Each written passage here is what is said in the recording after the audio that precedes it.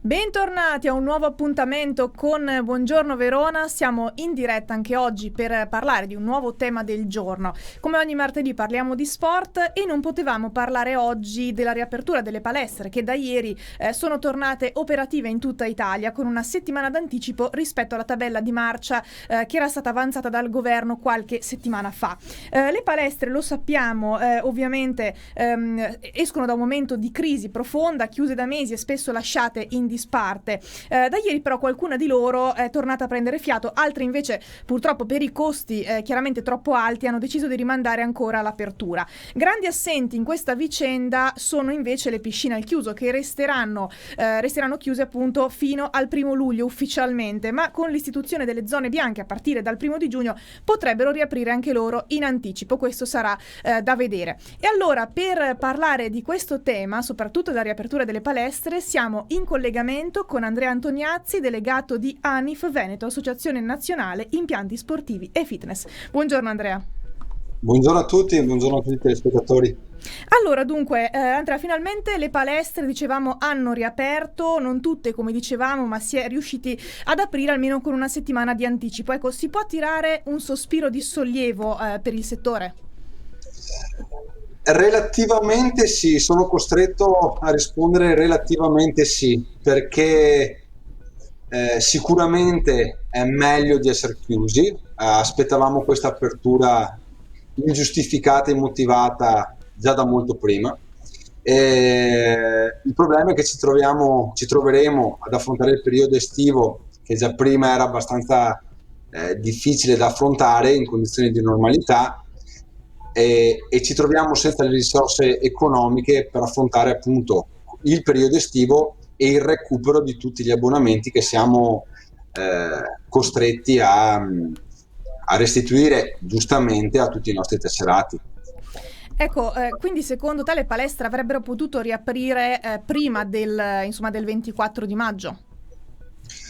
Ti risponderò diversamente: le palestre non dovevano chiudere, perché come molte attività cosiddette essenziali, faccio un esempio con tutto il rispetto di queste attività, i tatuatori, estetiste, parrucchieri, attività per le quali è previsto il contatto fisico, lo stretto contatto fisico. Nei centri fitness non è previsto il contatto fisico, tu ti puoi allenare benissimo da solo, mantenendo la distanza dagli altri utenti, quindi potevamo restare aperti e essere considerati attività essenziali come molte altre attività, e noi ci riteniamo produttori di salute e di prevenzione, e come tali potevamo benissimo restare aperti.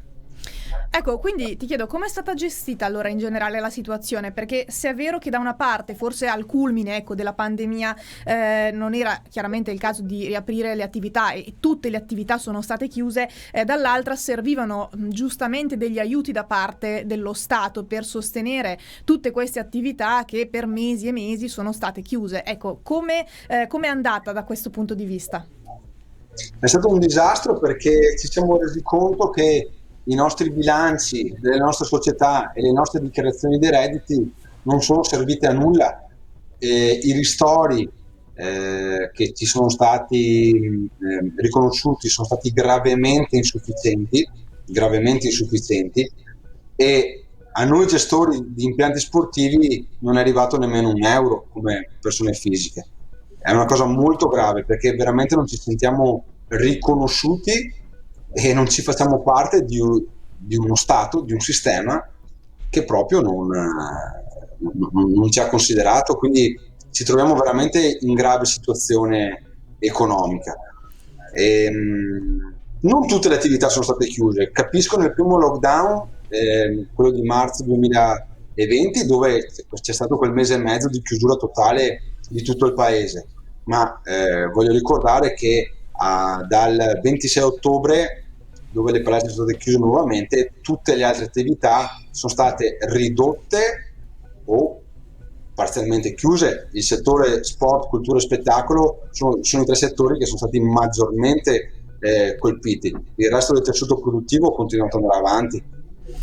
Ecco, e come mai allora c'è sempre questo, noi l'abbiamo analizzato anche dal punto di vista della cultura, Cenerentola un po' di questa pandemia, ma anche lo sport ne è uscito veramente martoriato, insomma, da questa emergenza sanitaria. Ecco, come mai non viene calcolato, non viene calcolato al pari di altre attività, secondo te? Lo abbiamo chiesto più volte e una risposta concreta e sensata non l'abbiamo avuta. Noi lavoriamo sulla cultura dei bambini, cultura nel diffondere uno stile di vita sano, prevenzione negli anziani di molte patologie e nello far star bene tutta la popolazione. Insomma, siamo un settore che fa bene a tutti.